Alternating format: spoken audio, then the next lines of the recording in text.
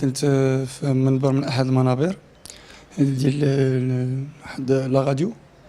ومن بعد ما خرجت من لا راديو كنت انا والصديق ديالي في الطريق، قال لي انا غادي ندخل المسرح. تفرقت انا وياه.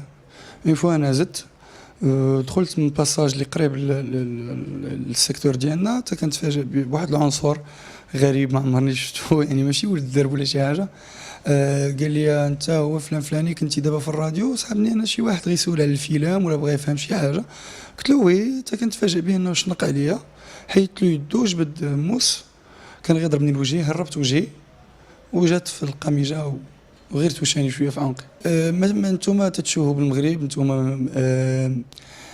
عطيتو صوره خايبه للمغرب، مي بار كونطر حنا لا، كيف ما سبق لي وقلتها قبل، فيلم راه تيحمل رساله، وهذيك الرساله ما نشوفوش النيفو ديالوغ حيت، وما نشوفوش الجزئيات، وانما نشوفوا لا توتاليتي ديال الميساج اللي كاين في الفيلم، اللي هي لا بروستيتيسيون خاصنا نحاربوها. فوالا. قبل ما تخرجوا تابوناو في لاشين ديالنا سور يوتيوب وبارطاجيو لو كونتوني في لي ريزو سوسيو، وبلا ما تنساو ديروا جيم. ولا بغيتو تشوفوا شاشه شوف تيفي، ان سامبل كليك في هذا لو بوطون.